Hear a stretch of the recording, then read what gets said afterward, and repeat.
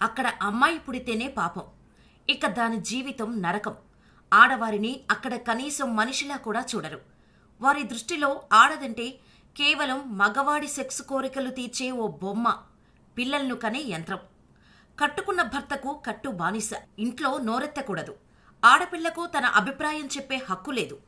పురుషులు పెట్టే తీవ్ర హింసలు, అవమానాలు, అణచివేతలు, అత్యాచారాలు అక్కడ పరిపాటిగా మారాయి. అప్పటి వరకు బాధనంతా భరిస్తూనే వచ్చారు. కానీ బ్రిటిషర్లు వచ్చిన తర్వాత వారి పరిస్థితి మరింత దారుణంగా మారిపోయింది. గ్రామాల్లోని ఆడవారిపై బ్రిటిషర్లు రేప్ చేసినా ఇంట్లోని ఏ ఒక్క మగాడు అడ్డగించే ప్రయత్నం కూడా చేయలేదు.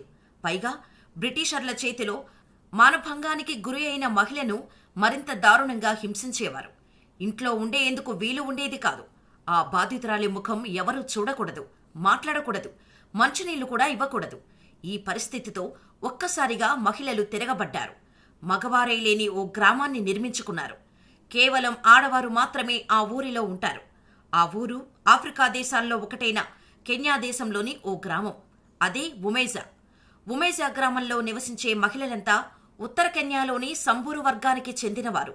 సంబూ వర్గంలోని ప్రతి కుటుంబంలో మహిళలకు ఎటువంటి హక్కులు ఉండవు. పురుషులకు బానిసలుగా బతకాలి. మహిళలను కేవలం పురుషుల లైంగిక కోరికను తీర్చటానికి, పిల్లలను కనడానికి మాత్రమే ఉపయోగించేవారు. కుటుంబంలోని పురుషుల నుంచే కాకుండా ఈ కెన్యా మహిళలు బ్రిటిష్ సైనికుల లైంగిక వేధింపులకు గురయ్యారు. అలా అత్యాచారాలకు గురైన వారిని భర్తలు వదిలేసేవారు. తిండి లేక అలమటించేవారు. ఆకలితో చచ్చిపోయిన వారు కూడా ఉన్నారు. భర్తల వద్ద కూడా రక్షణ లేక ఆకృత్యాలకు గురైన మహిళలంతా కలిసి ఒక కొత్త ప్రపంచాన్ని నిర్మించుకున్నారు. అదే ఉమేజా గ్రామం. అతి ముఖ్యమైన విషయం ఏంటంటే ఉమేజాలో పురుషులకు నివసించేందుకు అనుమతి లేదు.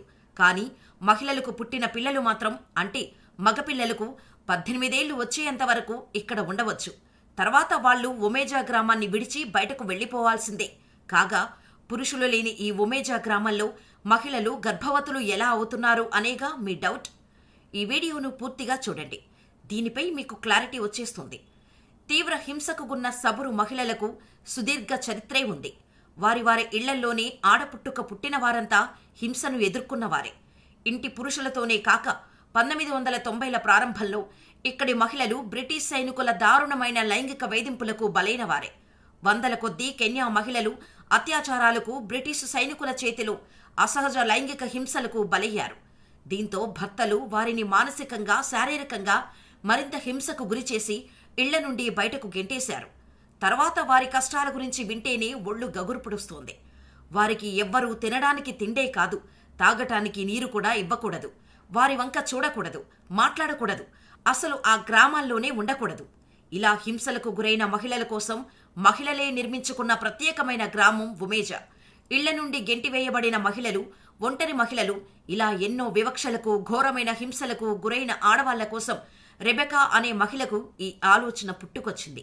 రెబెకా ఇచ్చిన చైతన్యంతో ఆమె నాయకత్వంలో ఆకృత్యాలను ఎదుర్కొన్న మహిళలంతా కలిసి అనేక విప్లవాలను తీసుకువచ్చారు. పురుషులు ఆక్రమించిన తమ అనేక భూములను తిరిగి తీసుకున్నారు. తమకంటూ ఒక గ్రామాన్ని నిర్మించుకున్నారు. ఆ భూముల్లో వ్యవసాయం చేస్తారు, కూరగాయలు పండిస్తారు. అంతేకాదు, ఆ మహిళల చేతిలో రూపుదిద్దుకునే విభిన్నమైన డిజైన్ల ఆభరణాలు చూస్తే వీళ్లే తయారు చేశారా, లేక ప్రముఖ డిజైనర్లు తయారు చేశారా అనిపిస్తోంది. అంత అందమైన ఆభరణాలు తయారు చేయటంలో నైపుణ్యం సాధించారు ఉమేజా గ్రామ మహిళలు. వాటిని అమ్మటం ద్వారా జీవనోపాధి సృష్టించుకున్నారు. 1990లో ఉమేజా గ్రామాన్ని స్థాపించారు. దేశ రాజధాని నైరోబీకి 380 కిలోమీటర్ల దూరంలోని సంబూరు కౌంటీలోని ఆర్చర్స్ పోస్ట్ పట్టణానికి సమీపంలో ఉంది.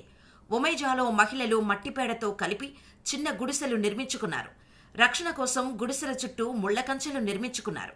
సంబూరు మహిళలు పేదరికం, అణచివేతల నుండి బయటపడి అభివృద్ధి చెందేందుకు నిరంతరం కష్టపడుతుంటారు. ఇళ్ల నుండి గెంటివేయబడ్డ మహిళలకు, అనాథలకు, అత్యాచారాలకు గురైన వారికి, భర్త లేని ఒంటరి మహిళలకు ఈ గ్రామంలో రక్షణ ఇస్తారు. ఉమేజా గ్రామంలో పురుషులకు ప్రవేశం ఉంటుంది. కానీ వారు ఇక్కడ నివసించటానికి అనుమతి లేదు. ఉమేజా గ్రామ మహిళలు ఏ పురుషుడినైనా ఇష్టపడితే వారు ఇక్కడకు రావచ్చు. కానీ శాశ్వతంగా ఉండకూడదు, వచ్చి వెళ్లిపోవాల్సిందే. అలా వారికి గర్భం వస్తే, ఆడపిల్లను ప్రసవిస్తే ఆ ఆడపిల్ల పెద్దయ్యాక ఇక్కడే ఉండవచ్చు. కానీ మగపిల్లాడు పుడితే మాత్రం వారికి 18 ఏళ్లు వచ్చే వరకు మాత్రమే ఇక్కడ ఉండాలి. ఆ తర్వాత వారు ఊరిని వదిలి బయటకు వెళ్లిపోవాల్సిందే.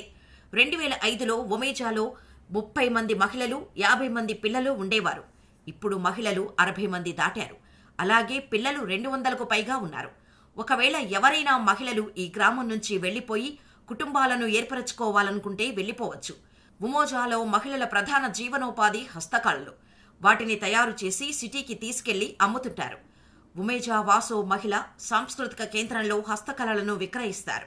ఎక్కడా చూడని విభిన్నమైన హస్తకళా వస్తువులను తయారు చేయటంతో ఉమోజా మహిళలు సిద్ధహస్తులని చెప్పటంలో అతిశయోక్తి లేదు. ఉమోజా గ్రామస్తుల ప్రధాన ఆదాయ వనరు బీరు. వారు తయారు చేసే బీరు చాలా టేస్టీగా ఉంటుంది. ఆ బీరుతో పాటు వారు తయారు చేసే పదార్థాలు కావాలంటే ఆన్లైన్లో కొనుగోలు చేసే అవకాశం కూడా ఉంది. ఈ గ్రామంలో నివసించే మహిళలంతా వారి ఆదాయంలో 10% పన్ను చెల్లించాల్సి ఉంటుంది. వీటిని గ్రామంలో పిల్లల కోసం విద్యా సంస్థలను నడిపేందుకు ఉపయోగించుకుంటారు. ఈసడింపులు, అణచివేతలు, లైంగిక వేధింపుల నుంచి తట్టుకొని ఎదిరించి ఎంతో మందికి ఉమోజా మహిళలు ఆదర్శంగా నిలుస్తున్నారు. ప్రస్తుతం ఈ గ్రామానికి విదేశీయుల తాకిడి ఎక్కువైందట. ఉమోజా మహిళలు తయారు చేసే ఆభరణాలకు చాలా డిమాండ్ ఉందట. ఏది ఏమైనప్పటికీ పీడకల లాంటి జీవితాన్ని వదిలేసి స్వేచ్ఛగా తమకు నచ్చినట్టుగా నచ్చిన రంగంలో పనిచేసుకుంటున్న ఉమోజా మహిళలకు మనము కొడదాం ఒక సెల్యూట్.